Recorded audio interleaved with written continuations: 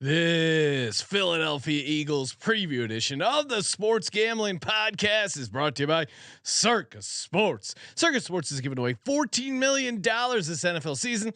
Sign up in Vegas and play from anywhere. Get all the info over at circusports.com.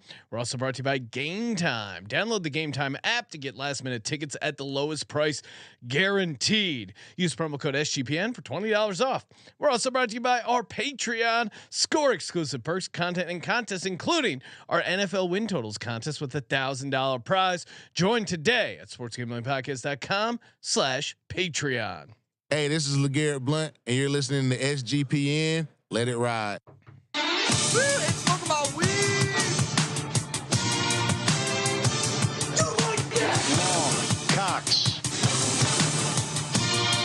He's one of those guys who will get penetration.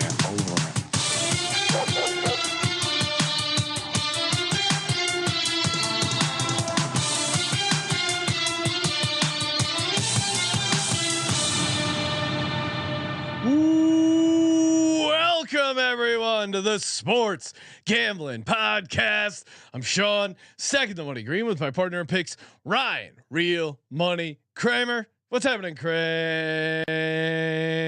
Dog.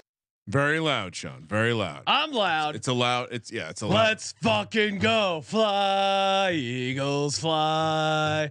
The road to victory. Jacked up, Ryan, talking about the Philadelphia Eagles. We're almost to the end of our 32 NFL team previews. Not going to finish your choir songs. Choir, come on, Ryan. You just admit the Eagles fight song is badass, and you think it's really cool whenever we're out in public and someone says to me, "Go Birds." No, you're jealous. You're jealous. It's okay. I will go Birds. I think is fine. That is something that is. I would say most fan bases are probably envious they don't have a quick one-liner like that. That being said, the choir is still that I'm not willing to give you that one because I don't actually find that. Give me a band at a football game, grown men singing. No, thank you. What? No, thank you. Come on, a fight song, singing it together. I understand if it's a choreographed like dance routine, but played rugby, thought all the songs were stupid. Oh wow. Yeah, I think there's certain things that are cool. The haka, you're slapping yourself, you're grunting, but the second grown men are looking to harmonize and create melodies. Harmonize. I'm out. Kramer, I'm out. We got an overlay issue. Hey, what's going? I'm sorry, my bad. It's all right, Ryan. We're here. We're live. YouTube.com/Sports Gambling Podcast. Of course, make sure you smash that subscribe button and hop in on the Patreon.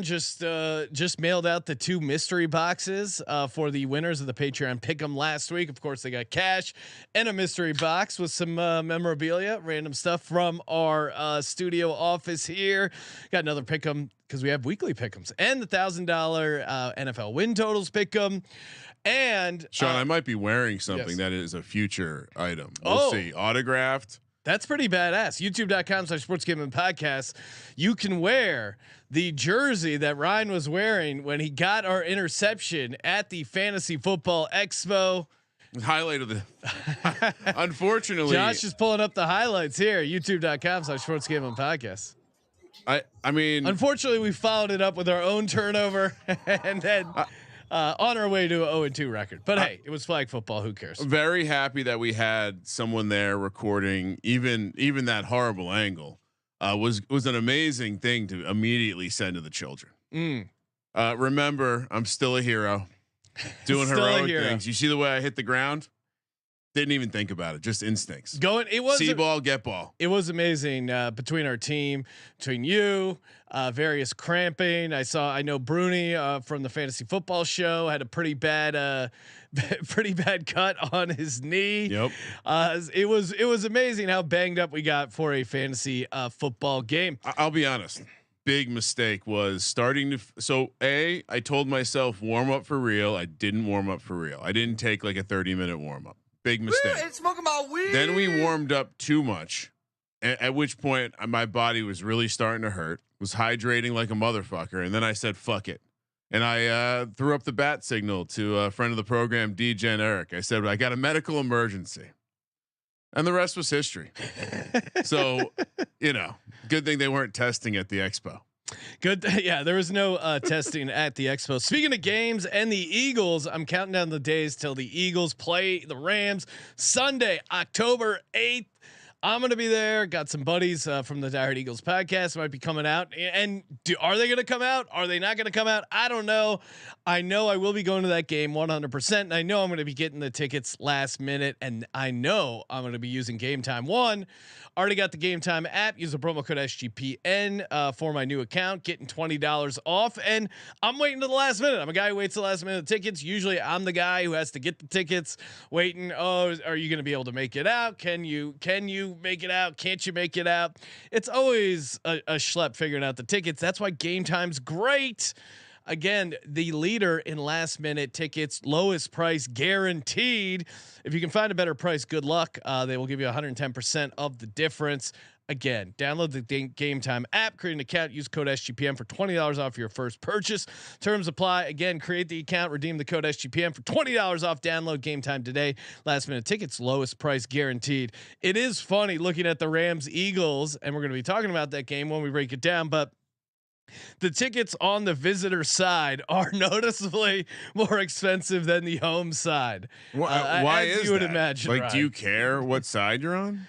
I think if I had to choose, I guess I would be, as an Eagles fan. Yeah, you'd want to be on the visitor side, and generally, the visitors kind of, if you're going to an opposing stadium, I generally try and find tickets on the visitors side.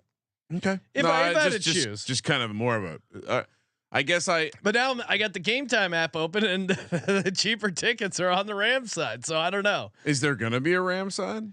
Well, I don't think so, Ryan. I mean, there's going to be a side where the Rams sit, but I don't know if that's going to be the Rams side.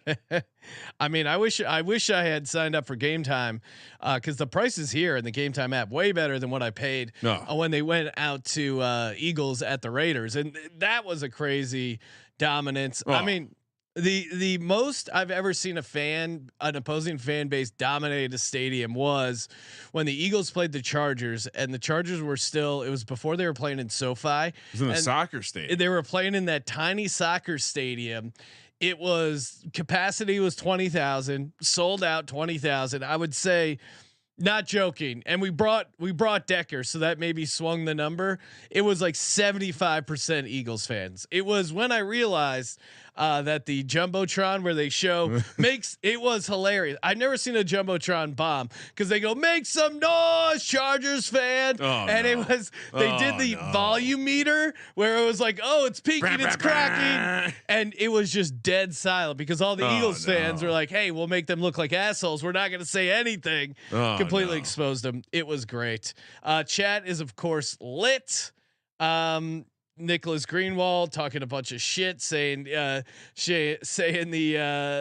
Patrick Big Dick swinging Mahomes gonna shit on them in the rematch. No way. I don't know what you're talking about. Of course, Serial gonna hyping up his Cowboys. D Bettis in the motherfucking house, repping the Birds. I do have a nugget on that front later. I'll save it though. I'll save it. You'll save it. I'm going to save it. Okay. I got lots of nuggets. I have too many nuggets.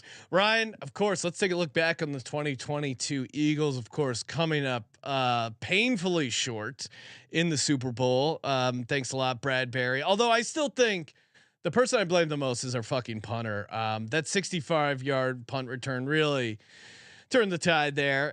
Throw him under the bus, and the defense just couldn't get a turnover. Straight up record, 16-4 the Eagles were.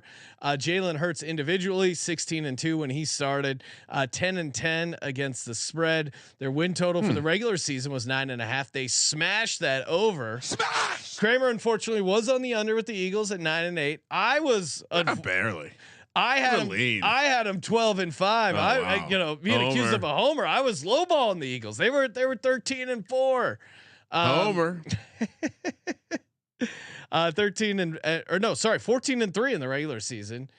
Just dominant performances after dominant performances.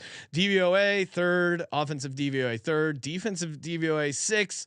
Pythag wins 12.6, so even outperformed a 12.6 Pythag win. Are you kidding me? Again, very good season for the Eagles. For me, the big takeaways is it's crazy for me that people out there are still doubting Jalen Hurts, a guy who's improved every year as a quarterback, as a passer. Really, I mean, again, if you're concerned as an Eagles fan or as a bettor of, okay, hey, this is a letdown opportunity. Yep. Coming off a Super Bowl loss, we saw the Bengals after their Super Bowl loss come back, still hit their over on the win total. Why'd they do that? Because they have a dog at the quarterback position, aka Joey B, aka Joe Burrow. And I think the Eagles, I mean, again, Jalen Hurts 16-2 as a starter. When he started, yes. When he started, he did miss 2 games at the Cowboys and against the New Orleans Saints. Gardner Minshew lost both those games. He only trailed at the half twice all year. Yeah. Well. And I mean, again, that just kind of leads you to their dominance. Like they didn't have to do a bunch of stuff in the second half. I mean, look at the advanced metrics. It trails off in the third and fourth quarter, not because they weren't playing well, but because they took the foot off the gas and they sat on the ball. Starting with the Lions game in 2021, aka the flower speech from Nick Sirianni, where he was saying we have to plant the seeds and their blossoms and flowers. He got killed by the Eagles media. They were calling him Harry High School. They were completely out on him. I wasn't completely out on him. I was disappointed in the Raiders' performance, but since 2021, the Eagles have had a 10-point lead in 81% of their games since that very flower speech. They were dominant. Again, you can say some of it was the schedule, but they had the best record in the NFL against teams with a winning record. So they played very well against teams with winning records, dominated the division, and you know, I guess you could say, hey, you know, they had +8 turnover differential. Maybe that regresses. What was that record versus winning teams? What was it? Was it the best record by percentage? Because they were 3-0. What? I think that might be a fun gimmick that they've determined there, where they only played a handful of games against those teams, and they're probably 100%. I'm guessing, not counting the Chiefs, obviously. No, I mean, I can walk you through it, Ryan. This will be a fun exercise for the audience. Detroit Lions. Okay, that's one.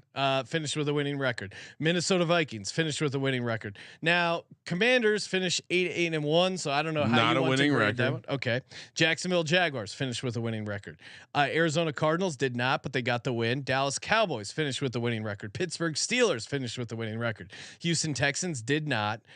They lost to the Commanders. They beat the Colts, who did not finish with a winning record.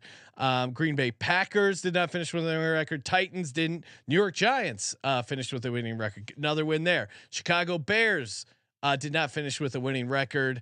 They lost to the Cowboys, lost to the Saints, and then won against the Giants, then won against the Giants, then won against the 49ers, lost against the Chiefs. So they had a number of wins with teams with a winning record. I don't know where you got three wins from. Fun fact. It was just a troll job. Fun fact. Only 2. If you exclude the playoffs, only 2 of those teams finished in the top 10 in DVOA.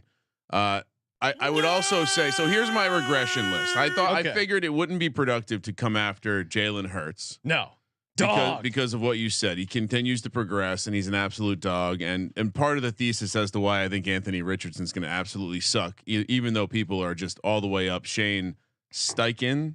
Yep. It's ass. All right. So last year you mentioned it, easiest schedule according to DVOA. They were the second biggest overperformer due to Pythag, which that seems like maybe we take. I don't know. How do you get that though? Because the Pythag was 11.8 and they won 14 games. All right. That's a massive overperformance. Like you said, we already mentioned the easy schedule. Only a couple teams in the top 10 in DVOA. 7-1. But look at all those teams I said that were playoff teams, and a lot of those were teams that you have called fraudulent, or teams barely above 500. Lions, Steelers, Giants, Vikings. I mean, who do you want them to be? 7-1 in 1-score games. They have to play their schedule. I agree. They had the third fewest adjusted game. All right, 7-1 in one score games. That's a TMZ stat. A little bit, you're right, because some of these were backdooring the one score. Yeah, I mean, like the Lions, they were in control of that game, and yeah, they technically won by 3 points, but there was never a doubt in that game. The Jaguars, yeah, technically they won 29-21, but they fucking dominated. And yet here it is on my list. Third Texans. Yeah, I mean, I get it. Yeah, I get it. The Colts game, you could argue they played really poorly in that game, and but they pulled out the win. I would say that's the game that really stands out when you're reviewing the season last year. It's if you're looking how did this happen? Well, and even the Bears game, they won 25-20, but again, the Bears are never winning that game. Third Giants 22-16. They were always going to win that. Third fewest adjusted games lost due to injuries, and almost no significant injuries on the defensive line outside of one of the Barnett is they lost one of their D linemen. Yes, he blew out. Only his ACL. needed to use 6 starters on the offensive line all year. That was fourth fewest in the league. According to one of these nerd outlets, Sirianni finished first in win probability over expected. I mean, I see how you could potentially hypothesize this means that's a positive though. He's a plus EV decision maker. Yes. But he's a plus EV decision maker who just lost his 2 generals.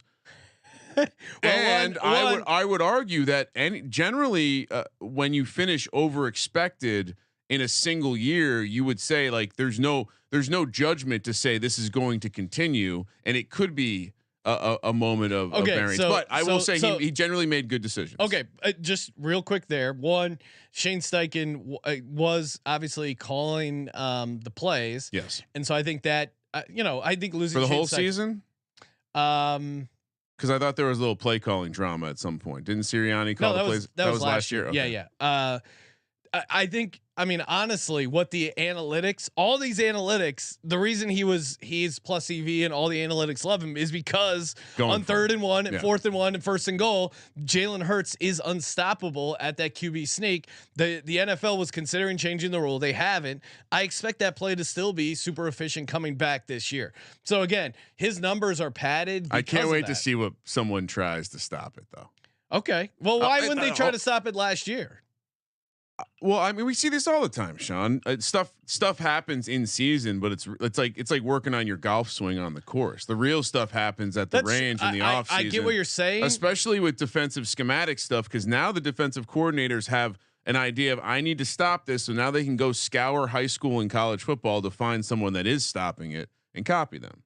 Okay, I would say that for normal scheme stuff. This is just a very basic, simple play of you have a quarterback who can squat 600 pounds, a guy who can squat to the point where the barbell is snapping in half, and you have a very good offensive line. That's a ridiculous statement. Have you seen the barbell? He's holding on for his life. It's obviously certified to hold that much weight. He wouldn't be that stupid.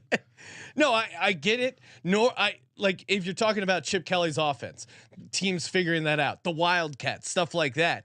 I think it's tough to scheme up, and some of this is protected by the NFL. Like they won't let you like have a guy leap over the line or do crazy shit. I wonder how many I wonder how many division rivals teams that play the Eagles. I mean, we played the Giants 3 times. They didn't come close to figuring the play out. Sent tape.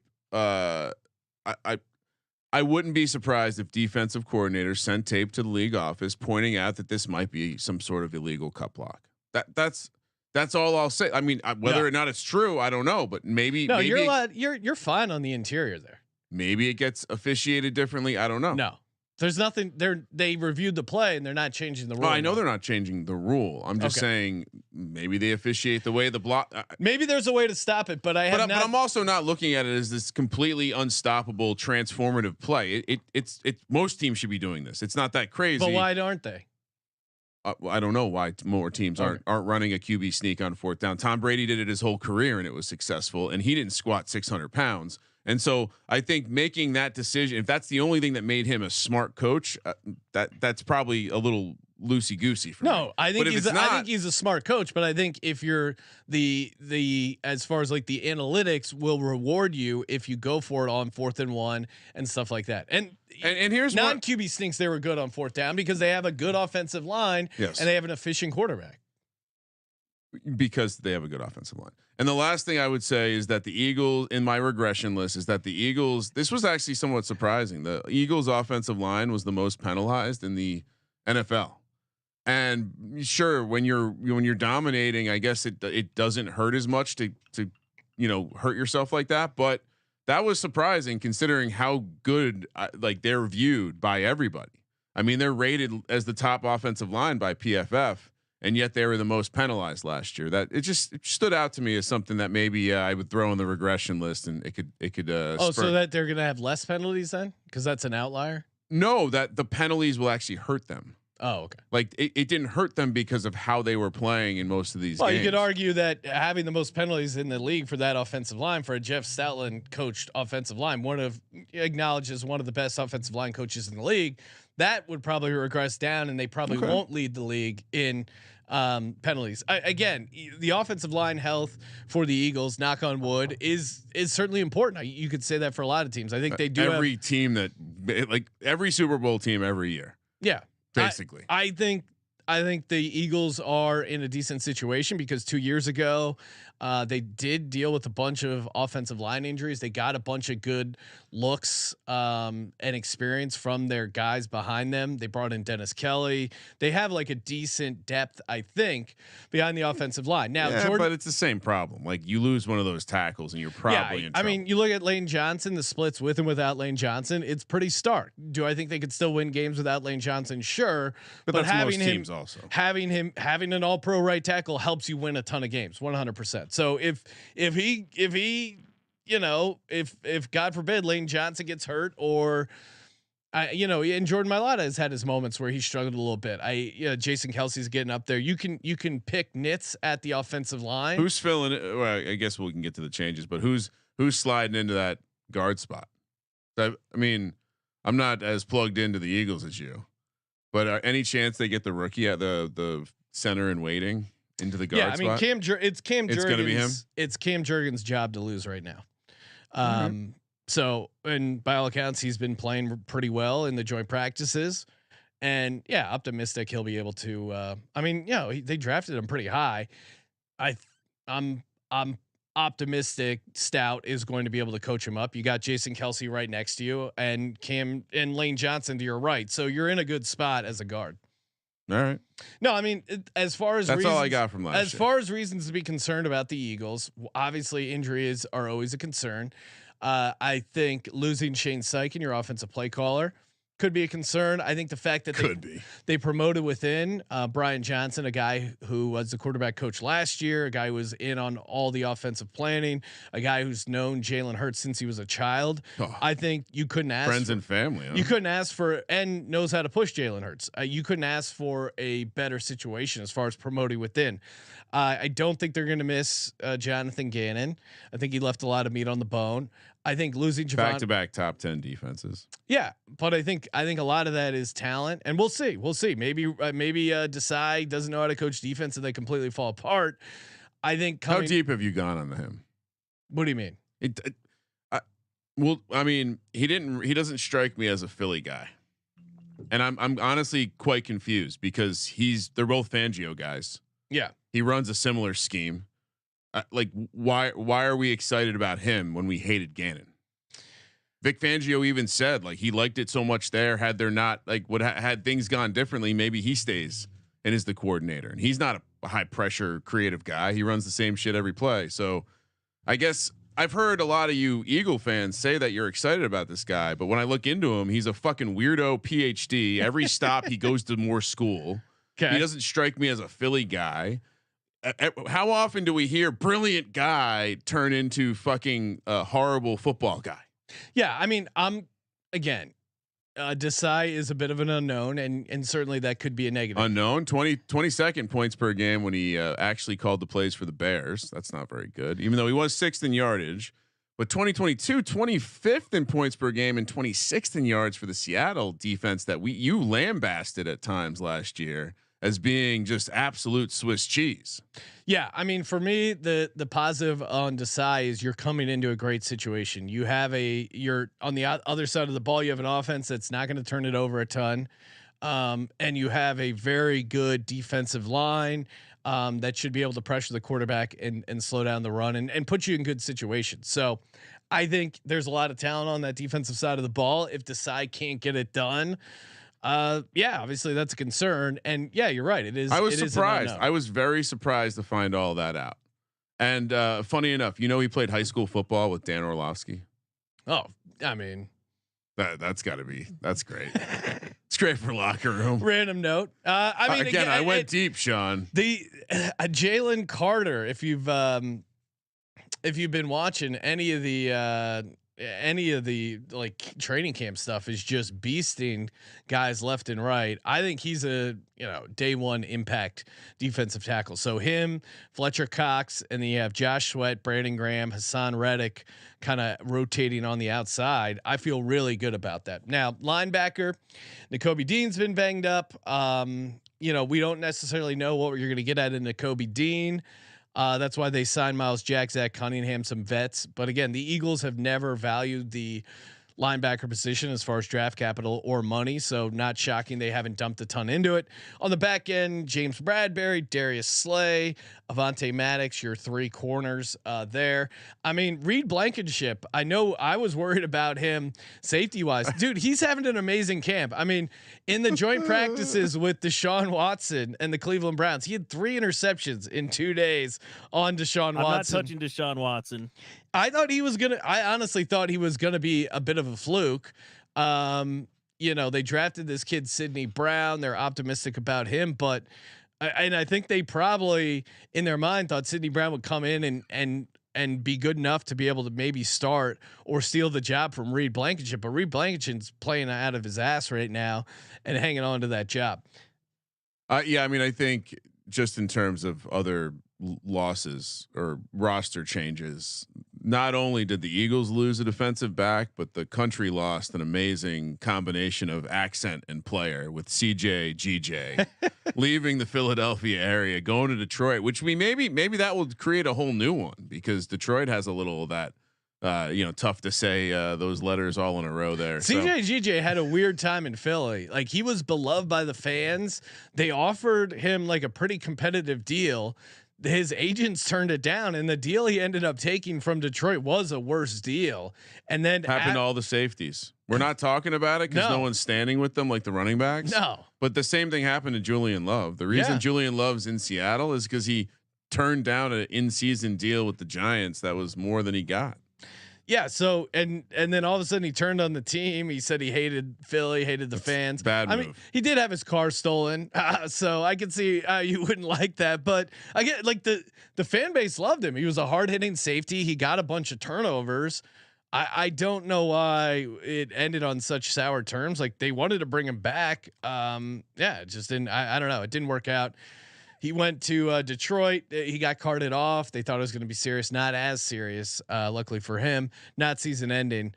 But I mean, he's a guy that we could be missed. Again, they brought in Terrell Edmonds and former Hokie. Yeah. Let's pull up little bit of a loose cannon. Let's pull up the off-season changes. Talk through it. I will say I do have one of the, and it's relevant because we're right on the top of the list of key departures is Miles Sanders. I did want to ask the question. Yeah, we haven't even gotten to the running back situation. Are we downplaying how good Miles Sanders was last year? Because obviously Gainwell and Scott still there, but Swift and Penny have been just serial disappointers to fan bases and fantasy owners over the past couple of years. And you can zoom into both those guys in like certain ways and say, awesome, Pro Bowler. But I mean, Miles Sanders was a dog. Miles Sanders got it done last year, and in a way that neither one of these guys has ever gotten it done. So sure, can Jalen Hurts carry the team with his arm again without a bell cow back? Maybe. But if Swift and Penny are just the same guy that we've been getting for the past couple of years, I feel like it's a fair question to ask, especially for a team that seems to rely on the physicality in the running game. Yeah, so I'll counter with this. Miles Sanders, while he will be missed, Yes. I think you can replace Miles Sanders' production with the combination of DeAndre Swift and Rashad Penny and still be at a pretty decent spot. Again, like DeAndre Swift, Rashad Penny, I don't think they've ever run behind an offensive line like this. And again, why did Miles Sanders succeed so much last year? I think it was because Jalen Hurts improved as a passer and put defenses in a spot that created favorable boxes for Miles Sanders. I mean, one, Miles Sanders had to stay healthy. He did that. But again, and yeah, obviously DeAndre Swift and Rashad Penny, it's mostly been injuries that have derailed their season. Swift is soft too. Like, okay.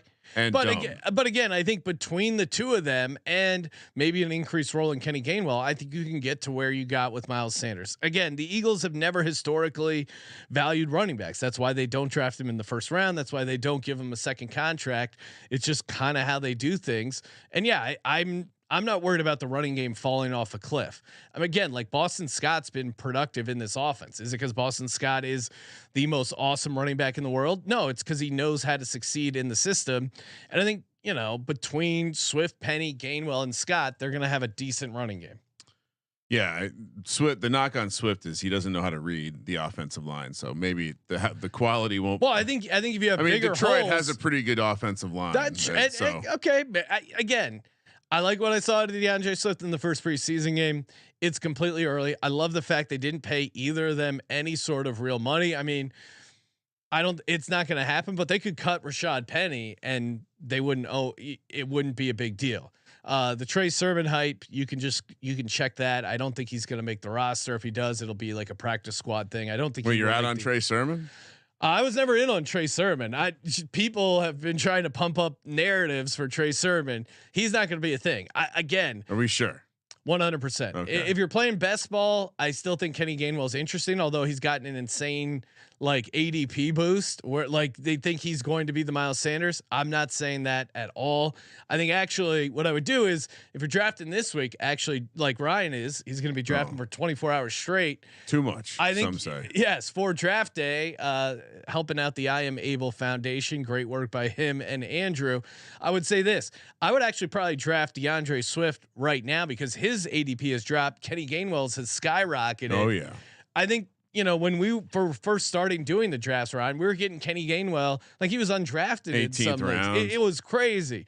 So I don't think any of these running backs is going to have the Miles Sanders role.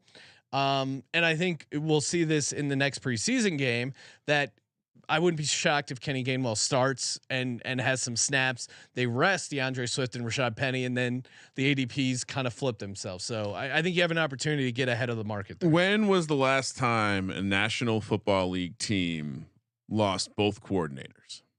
I would have to say the San Francisco 49ers, and they came back and still had a pretty good year, if I recall. 2013 Cincinnati Bengals when they lost Jay Gruden and Mike Zimmer, which funny to think about. Both those guys no longer coaching. Jay Gruden's doing a show on Twitch with his son. He's crushing it. So following year they went 10-5-1, still made the playoffs, second place in the AFC North under Marvin Lewis, and lost in the wild card round like they did for 5 straight years. What a streak. Well, I think that's more indicative. Tells you nothing. I just wanted to bring it up. Yeah, it's a fun nugget. A last question before we get to the schedule. You mentioned early on the Burrow nugget, but Burrow and the Bengals team were only one of 3 Super Bowl losers out of the last 8 that went over their win total. So we got to ask, because we've asked Chiefs fans before, but can the water in Philly cure hangovers? You said it wrong. The water can cure hangovers for sure. I am from Jersey. I do say something's funny, but water isn't one of them. Again, I would be more nervous about this season and about bouncing back if it wasn't for Jalen Hurts. Like the fact that he has him walking through the Chiefs confetti on his lock screen. Is that a good thing or is that loser mentality? Oh, that's 100% dog mentality. So when something bad happens to you, you make it your phone background? I see. I would probably be using similar logic to shit on the Giants if they got. Remember that time we went to that haunted house and we saw Dick? I didn't make that my phone lock screen. That is a disgusting act.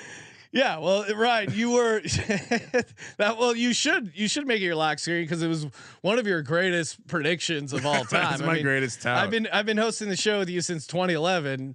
You've hit on a bunch of winners, but that had to be the all-time greatest cash. That was definitely a 10,000. No, dude, I have no question about motivation and focus with Jalen Hurts. I mean, again, like you've seen it every year in his college career at massive programs when he came in, when they drafted him, and guys like me were saying like, what the fuck are you drafting him for? Carson Wentz is the man. Did he flinch? No, came in there, worked his ass off, intimidated Carson Wentz to the point that he submarined Carson Wentz this season, got him out. Saying a lot. Well, as it turns out, it's not that crazy that he got alpha dogged. Yeah, in hindsight, certainly. But they had paid Carson Wentz $100 million. Jalen Hurts didn't flinch, played hard in their games as a rookie, got a lot better in his first year as a starter, and then made a bigger leap this next year. I know it's crazy to say, but I think he can even improve more as a passer this season. Like I don't think he's quite hit his ceiling, which for the rest of the NFL is a fucking scary proposition.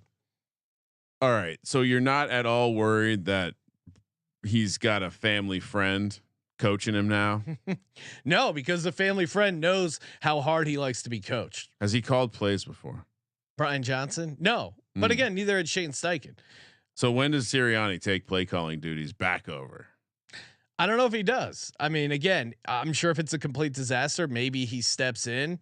But again, Brian Johnson was in there. He was game planning with the guys. Quote, I mean, they have like 8 guys game planning. Quote, and they lost one of them. Quote, my comfort level with calling plays is very, very comfortable.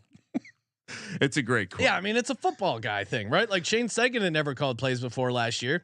Did a damn good job calling plays because he knows Jalen Hurts. He knows his game.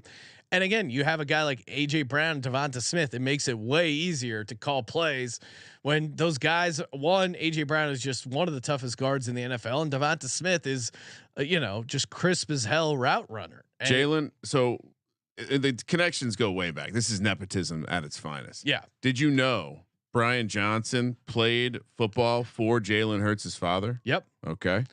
I'm gonna keep going. Why did Jalen Hurts not go play for Brian Johnson? You think there's any drama there? He recruited him to Mississippi State, turned him down for some reason because he wanted to go play at a bigger program. Got it. Last concern about Brian Johnson, who by the way was on the NCAA football 10 game. A fun fact. Yeah, there were 3 other people on the covers that year: Michael Crabtree, Brian Arakpo, and Mark Sanchez. Fun fact. Utah quarterback. All right. So here's the fun fact. And here's the thing that I don't know. Maybe the Eagles media is not sharing with you, but you don't have any concerns with the man who coached Rayne Dakota Prescott for 3 years in college. He's now in Philadelphia. He was great in college. Hands all over Jalen Hurts. He was great in college. Then he became a professional and lost his way, Ryan. That's the narrative. Yep. Obviously, there are concerns. It's the National Football League. It's the NFL. Anything can happen. But where we stand right now, okay, fucking optimistic. Got it. Also coached Gold Jacket guy Kyle Pitts in Florida.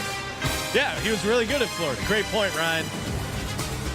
Oh, football season is here. My favorite part about football season: going out to Las Vegas, hanging out at Circa, signing up for their contest, just knowing that I got a chance to win millions of dollars, $14 million guaranteed.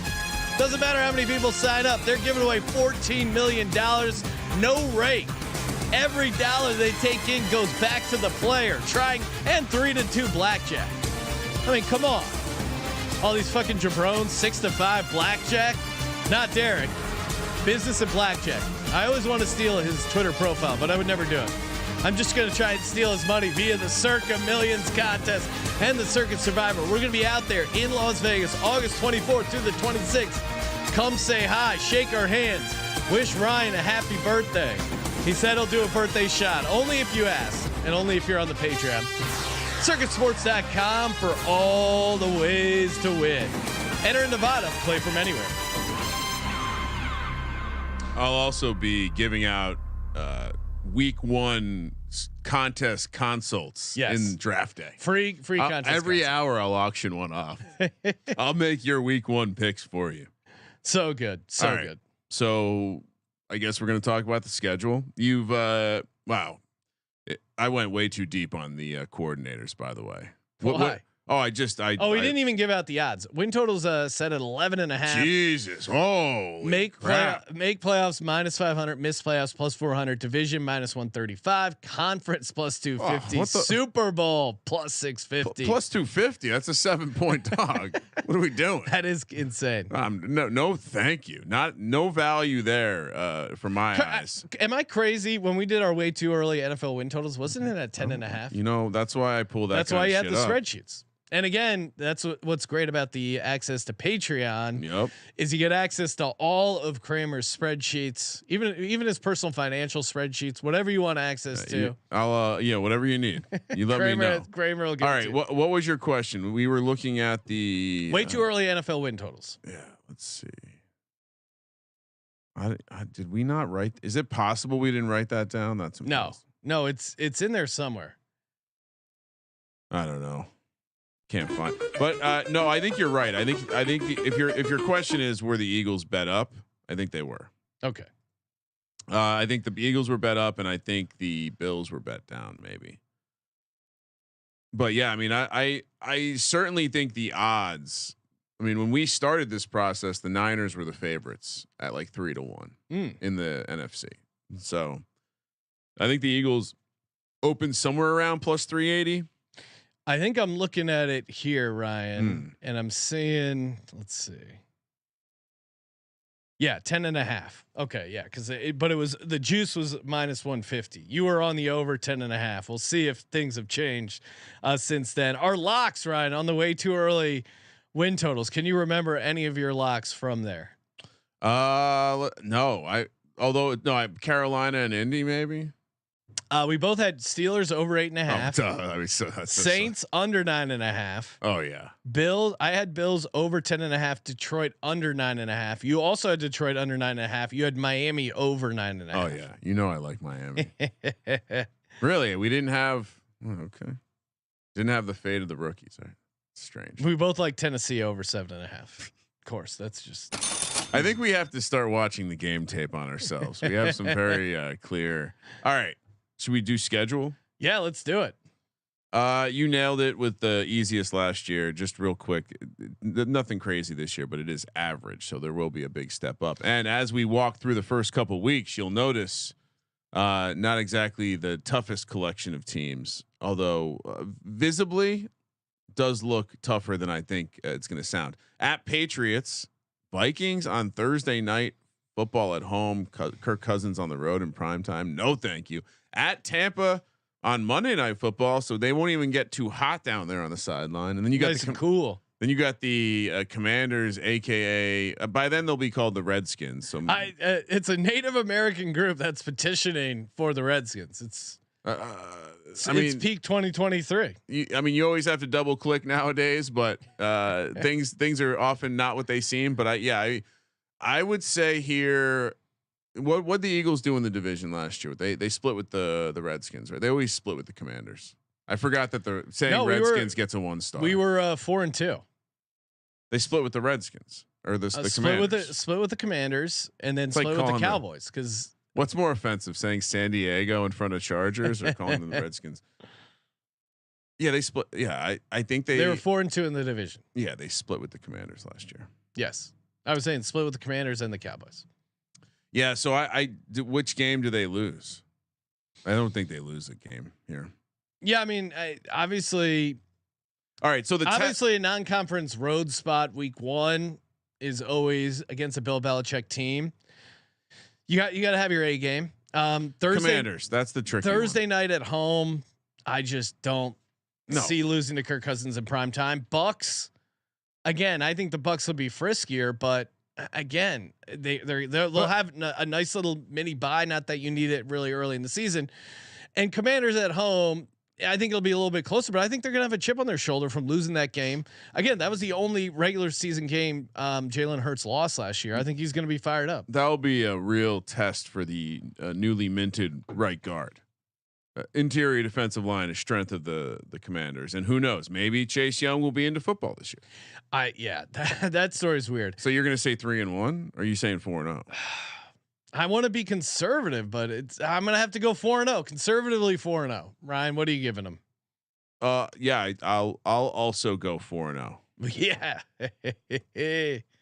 All right, next 4 we have a back-to-back road situation, coast to coast, at Rams, at Jets, Dolphins at home on Sunday Night Football, and at Commanders. I will continue the split for the Commanders, so this time that's going to be a loss.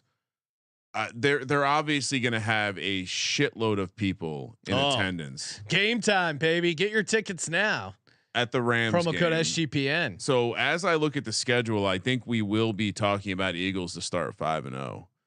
Oh yeah, yeah. Well, you're high on the Rams, so maybe you have them losing that game. I think the Jets game is definitely a game where you say, and I don't think I mentioned it, but the Eagles are they are not advantaged with rest. They only have 1 rest advantage, 5 disadvantages. So I do think the Jets is a situation where Jets are coming off a game in Denver, heading into the bye, catching the Eagles there. I think the Eagles, I mean, again, you're still coming back cross country. We're assuming they're 5-0, so they're feeling good. That spread's probably going to balloon all the way. I mean, another team with a tough defensive front, and I think if there's gonna be a weakness on this team, it has to be the new guy.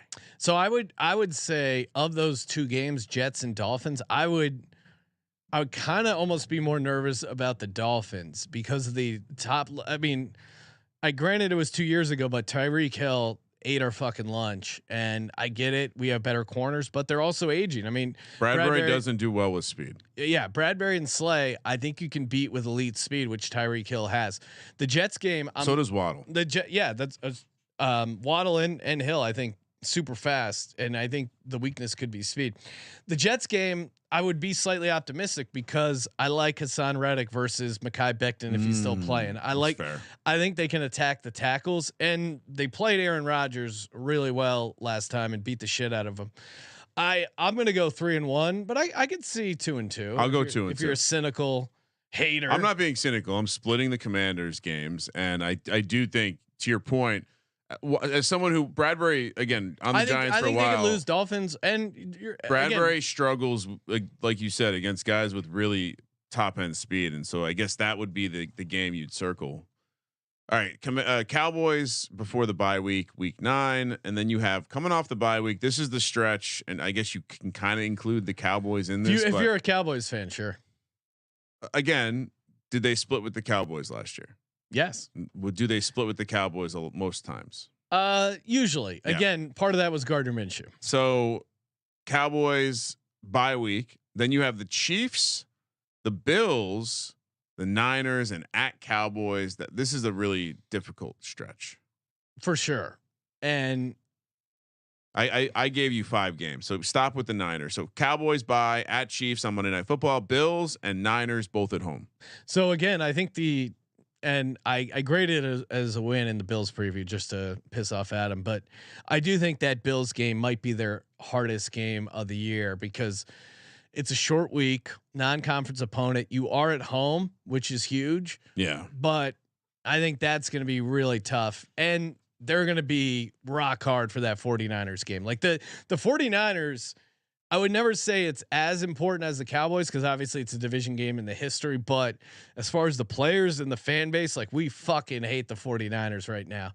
I'm going to say, yeah, I'll say 2-2 here. I think the Bills game is tough. I think we get the win against the 49ers and then, yeah, I don't know, at Chiefs, Arrowhead Monday night is going to be tough. I'll be kind of conservative and knock them down to 2-2. Yeah, I mean they'll win. I'll give them the Cowboys home win, and then actually, you know what? I'll go 3-1 because I'm gonna, 3-1. So you have them beating the Bills or the Chiefs?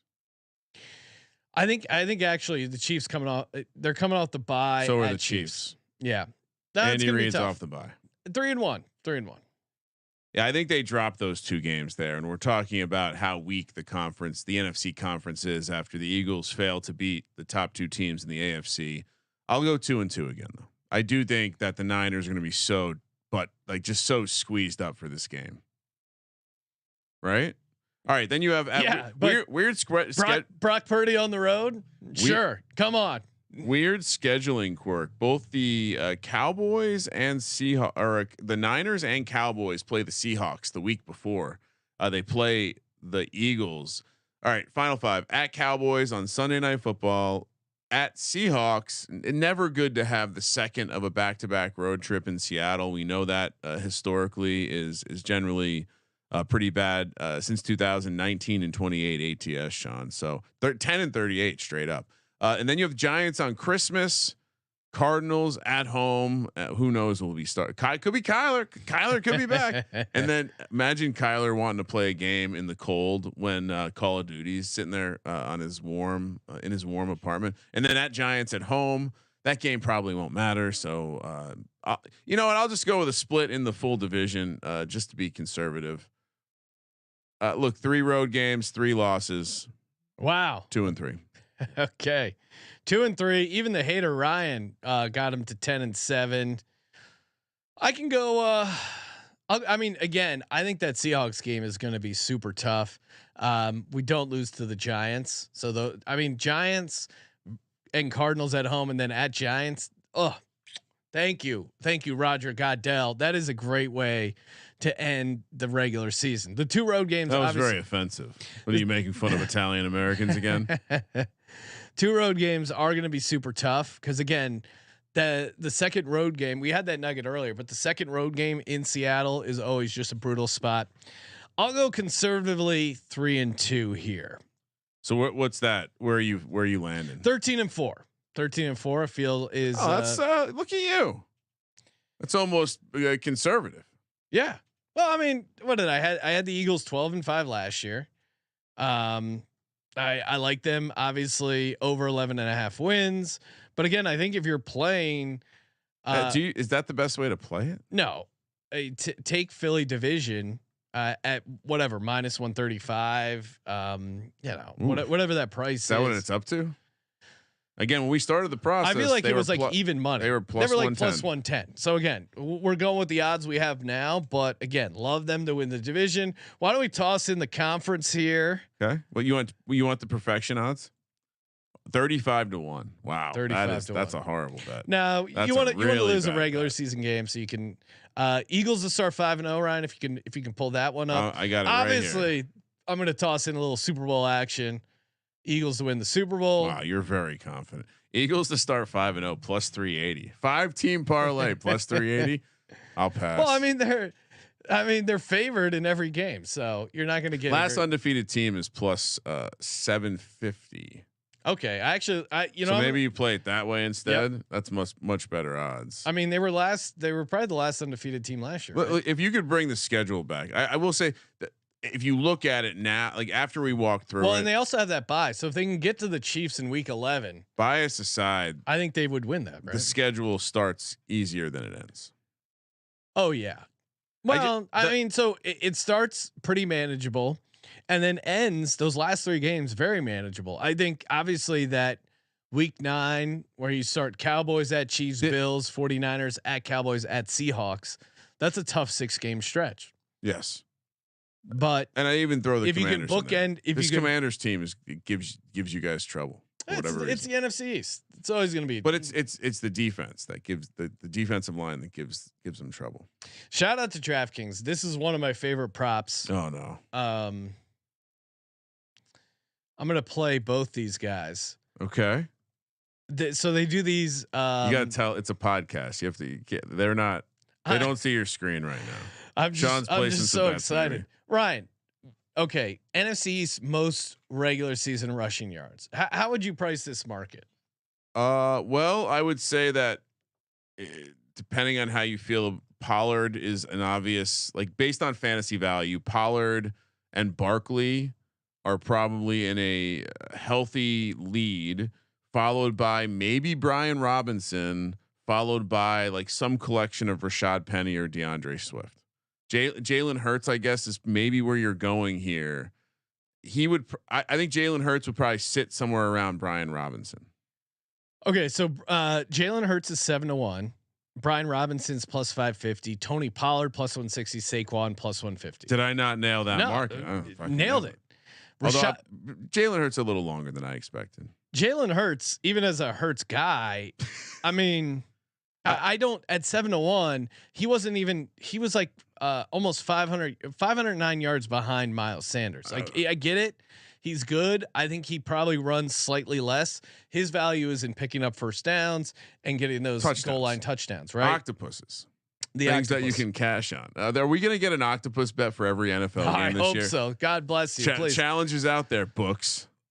Rashad Penny 18-1. Okay, maybe. But dude, DeAndre Swift is 40-1. And then even go down a little bit farther. Yeah, I wouldn't bet Swift. Penny would be the long shot I would play. Kenny Gainwell 200-1. Okay.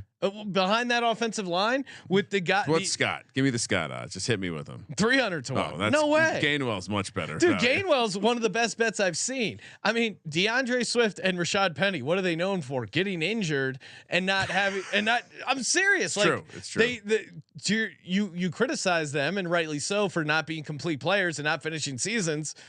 I mean, Kenny Gainwell's path to be the RB1 behind what is, by many accounts, the best offensive line in the NFL, Sean, for a team that likes to run the ball. I mean, you're talking to someone who, let's just put it this way. I'm gonna make sure I am on the clock in a lot of leagues right now, Sean. Draft day, Thursday, noon Pacific. I mean, you're talking to someone when I do the old sort running back tab, underdog exposure, best ball, 23% Kenny Gainwell, number two exposure after Mr. Barkley. Dude, he's one of mine. I mean, because he's in the last round. We were getting him for free. Easy money. Obviously, I like Jalen Hurts MVP at 11-1. Defensive Rookie of the Year. I don't even know if you can go Jalen Carter. He's 7-1 right now. I mean, you gotta. I mean that would. I mean, hopefully he's on the field the entire year. Well, and we haven't even talked about Nolan Smith, who which one of these Georgia kids is coming to the league and dominated right away? What do you mean? I just like there's this assumption that all these, just because they were on a really good defense in college, they're going to play well. None of them have to date played exceptional or even good in the NFL yet, right? Well, who Jordan are we talking Davis? About? Jordan Davis, no, he's not played well. Nakobe Dean. No, but I don't think he was seen as the same prospect that Jalen Carter was. I mean, Jalen Carter before the unfortunate accident, he was seen as there was discussions he was going to be like number 1 pick overall. Yeah. So I think to compare him as a prospect to Jordan Davis and Nakobe Dean, I don't think is fair to the process. And more just kind of like the way that y'all celebrated after the draft both times, and it's like we got to see something. Why would you not celebrate adding Jalen Carter and Nolan Smith to your defensive line? You like character. I mean, Nolan Smith's a great character. Yeah, Jalen Carter's learned from his mistakes. I mean, what better way? He? Yeah. I beg to differ. Fleeing the scene. Well, again, Ryan, you're literally looking in the rear view, which again, obviously, it's actually Jalen Carter, two active lawsuits. Jalen Carter doesn't look in the rear view, Ryan, as we learned from the tragic events on that night. He is looking forward to dominating the NFL again. To fleeing the scene. Not to make it was an unfortunate accident. He should have been street racing. Was he probably drunk? Yeah, and again, he's probably gonna. Well, it was for whatever reason they didn't test his. They didn't test him for whatever reason. I don't think he had any. Because he left the scene before the cops got there. Right. Yeah. Which, you can guess that he was drunk, and he was. There's even tape on the 911 call where his teammate says, "You best get the fuck out of here." Oof.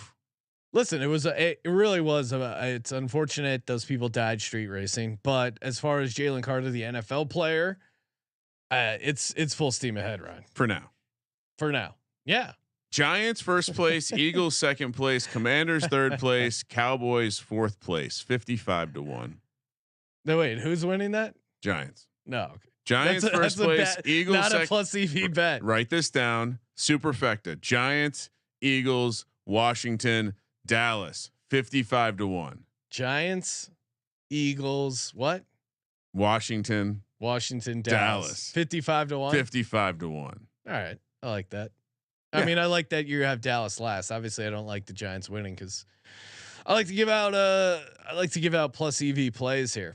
I did get a chuckle. I saw our buddy Cleve TA had he called Nick Sirianni a plus EV coach, and it just He is. makes me think of those Twitter touts who put plus EV better on.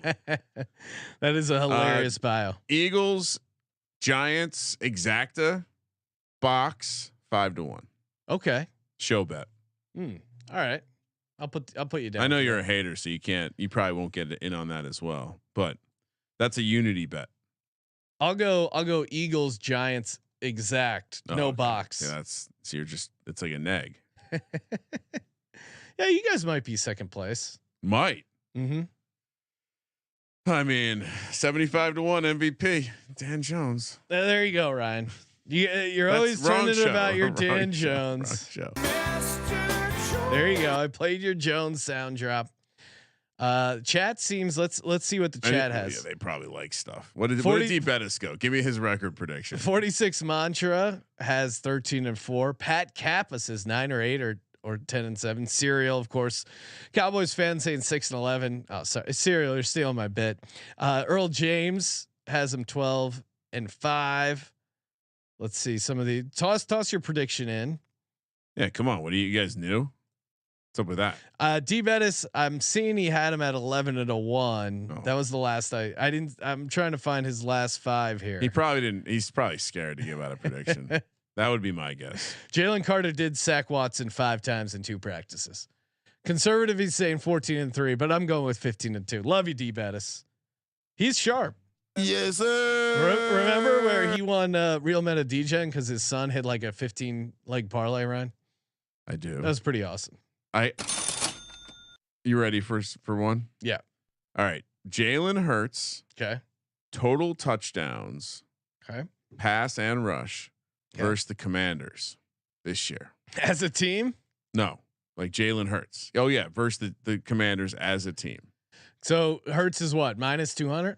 No. It's like a range. You get brackets of like 0 or 1, 2 or 3. Oh, like just- number of touchdowns he's going to score versus the Commanders. Oh, in their 2 games. Yeah. Okay. Now they should really specify playoffs because obviously Regular season it says. Okay. This one I wrote down for you. I think we broke this down on the Die Hard Eagles podcast. This actual bet. Really, 10 or more, 30-1. Yeah. You don't like that? Oh, I was giving you some Homer sauce to get it. I think like chomp down on I think that. 7 is the right number. What's the 7 to 8 band? 5-1. Yeah. 6 or 7, 5-1. 8 or 9, 13-1. 6 or 7, 5-1 is a great bet. Okay. 6 or 7 touchdowns against Washington plus 500. I mean, God bless these places. Yeah, for putting they this shit they out keep here. coming up with more and more things for us to bet on. It's really amazing. God bless you, sportsbooks. So I also had this one's for me. Okay. Eagles. I'm not going to be hard on them. Eagles lose in the wild card round. Plus 450. Write that down for me. I'll book that for you. I mean, They're going to catch the Niners in the first round. It's going to be excellent. Excellent. yeah. Trey Lance is going to come. Excellent. Right. I mean, plus 450. Excellent. I mean, God bless them for offering these type of bets, but that is horrible. Like, all right, fine, take it off. no. I'm just talking saying shit. There's so many other scenarios. I don't have happen. anything positive to say about the Eagles other than I think their floor is pretty high. I tried to find a Swift rushing under, but that if they listed it before, they cowardly took it down. Fading the shit out of the Swift Penny combination in best ball at this point. And I guess maybe we check out to see if they have it over on the Pick'em. Maybe that's where we find it. What? The Swift props. Oh yeah, underdog again. All right, boom. Check out underdog for the season. 525 rushing yards under. So if you've been listening to all the previews, we now have a banger of an underdog parlay going. Yes, promo code SGPN, 100% deposit bonus. Right. What is it? 525 and a half? 525 and a half rushing yards. I think you would even take that under. Again, Ryan, are you high on him? You have to be. You want to be high on everyone. No, I. What does that mean? Iron sharpens iron. What? What's the sword effect for? DeAndre. For Swift. Yeah. Oh, okay. No. Just felt like a fun time to play the sword sound effect. Am I high on DeAndre? I was more just taking unders as a sharp move, Ryan. Got so it. I was being generous and giving you a sword sound effect. Very sharp. Again, the Eagles running back situation, as far as ADP, I think Kenny Gainwell best ball is the way to go. I think even in your managed leagues, you can get him late and he might be interesting. I just worry as far as like, I just don't think there's going to be one guy who is the guy. That's why they're fun to play in best ball. But as far as like managed leagues or some of these player prop stuff, it's hard to be super all in. Again, my favorite bet is the Gainwell to lead the NFC East in rushing yards at 200-1 because the path to that happening is somewhat realistic in my mind. Is touchdowns better? For what? What do they lead the NFC East in touchdowns? I don't. They rush leaders. They just have it more. Yeah, they don't have that. But that's certainly something to consider. I think the numbers. I feel like they did have it at some point. I think the numbers will be tighter because. You know what? They have passing TDs, dude. And I wrote this one down because it blew my mind. But Jalen Hurts is a -140 favorite to lead the quarterbacks in rushing touchdowns. Yeah, that's crazy. I mean, Josh Allen and Lamar Jackson are still in the league. Vanilla Vic still playing up the turn. I think again, I don't think he's a great quarterback overall, but I think that Anthony Richardson, most quarterback rushing touchdowns, and if they end up offering most rushing touchdowns for the league, Anthony Richardson, I think that's a very interesting bet because I think he's going to be their goal line back. And again, that's going to be Boston Scott. No, Boston Scott's on the Eagles. Anthony Richardson. I'm sorry. Colts. You're giving out an Anthony Richardson prop. I was talking about Anthony Richardson. I think is interesting in those rushing touchdowns markets because. I think he's going to be. Who do you think is going to be the goal line back? Taylor. Oh, okay. Hey, where is he going? I'm just telling you. They're all scabbing. They're all crossing the line. I mean, some of them have integrity, unlike Saquon Barkley, Ryan. No, all right. How many over under one running back holdout? Actually, I'll go half. Over under a half running back holdout. I feel like Josh Jacobs could miss a game because he doesn't care. So I'll go over. Maybe you're right. I'll go over. I tend to agree. Jacobs seems like the only one who actually is serious. And I think he hates the team. He's pissed off at all the other running backs too now. And he probably lost a lot of money at the casino and just was like, I'm taking a break from Vegas. Yeah, that's really why he left at 6 a.m. Went on a bender. Unrelated. Time for everyone's favorite, the MLD, aka the most likely DGen for the 2023 Philadelphia Eagles, aka who is going to get busted for gambling. There's a number of guys that I think are interesting choices here. Really? I've prepared like 4, Ryan. So I'll let you go first so I don't read Blankenship's the obvious one because he's basically Mark Wahlberg and invincible. And that guy's definitely throwing down a couple shekels from his game checks on some action. But no, I mean, what do you mean? There's one obvious one. It's Jalen Carter. If you can be so dumb to get pulled over for speeding, you're a Georgia football player and you're still getting tickets. So how many times did he actually get pulled over?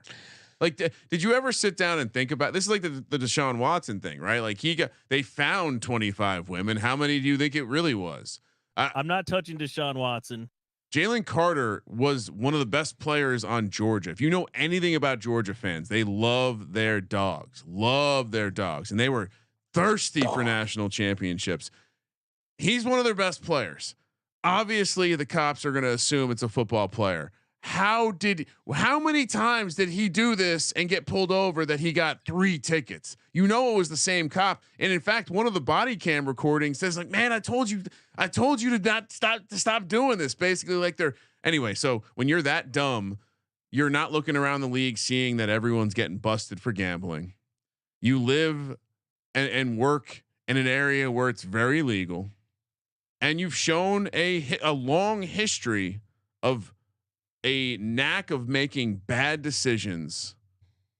And real quick, worth noting, Georgia actually changed their street racing laws in 2020 to include basically responsibility on anyone participating in the race. So by leaving the scene, not getting tested, and the cops being complicit in this, Jalen Carter was able to get away with murder, and now he's playing in the NFL. Ryan, how dare you? Allegedly. No, he 2 did open not. lawsuits. We'll see how they go. No, it's unfortunate those people lost their lives street racing, and hopefully he learned the lesson. It's not going to street race anymore. He'll never make the Pro Bowl. He'll never make an He'll All-Pro. never make the Pro Bowl. Who cares about the Pro Bowl? Let's see these Georgia dogs do something in the league. Oh, you're gonna. It see ain't it, the SEC anymore. You're gonna see it, Ryan. All right, who's your D-Gen? My D-Gen. It's a unlikely D-Gen, and he's what I believe is a closeted D-Gen.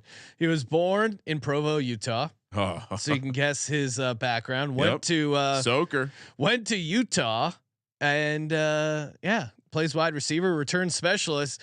Give me Britton Covey. It's always the guys who are completely repressed, and then they end up going nuts. Again, creates a lot of opportunities, and he Britton Covey, of course, who was forced to park in the fan lot for a Monday night game because security didn't recognize him. So I think that just happened to a kicker who made the game winning kick for one of the preseason games. Yeah, I think if that got carded on the way. If that's happening to you, I think you're thinking, I'm flying under the radar. No one knows about old Britton Covey and what I'm up to. And again, if you're repressed like that, those are always the kids. You went to college. The kids that go nuts and get into trouble the most are the kids who didn't crack a beer in high school and then get to Penn State, and all of a sudden they're going hog wild. So yeah, I mean, Utah. I'm going Britton Covey. Utah's a safe bet to be the one state that never legalizes. Legalize it, baby. Right? Like, I mean, if we're gonna have a state hold out forever, it's Utah. So I like that. Well, they're used to holding out, Ryan, for a long time, or maybe not. Maybe they'll quick Utah. Maybe story? they'll figure out how to soak their gambling laws. Out of nowhere, was hanging out backyard. Of course, got the new pool. Talking with the older daughter, going to be a sophomore, and out of nowhere, we're talking about something with Utah. We went on a trip there one time, and she brought up soaking. Wow. I had no fucking. I did not know what to say. I just said, "Oh, really? I know nothing about that." I panicked. Well, maybe she. How the fuck did she find out about? Maybe soaking? she listens to the podcast. Right? The Snapchat thing. They got a soak filter on that. Hey, thank you as always for tuning in. Oh man, you got to go to youtube.com/sportsgamblingpodcast to see the. You know, Josh, see all the bets. Just delete my side. Just get all Sean. Kramer's got him going 10-7. I got him 13-4. Like a lot of bets. Favorite bet though, Gainwell NFC East rush leader 200-1. That's just insane. So lock it up. Eagles going on a run. Me, I'm on the MLD. Britton Covey. Kramer's MLD is Jalen Carter. He spells his name like Britain. Britain. Like Great Britain. Why isn't he called Great Britain Covey? The ultimate Benedict, Britton Covey. Hey, we'll be back tomorrow, closing it out with the team previews. With our last team preview, the Kansas City Chiefs. Go back, enjoy the cornucopia of free content. Check out our Patreon and do your part in the war against corporate gambling. Of course, GameTime.co. Download the app, set up your account. $20 off tickets. Thank you for participating in the Sports Gambling Podcast. For the Sports Gambling Podcast, I'm Sean, second the money green. He's Ryan. Worst of luck, Sean. Kramer, let it ride.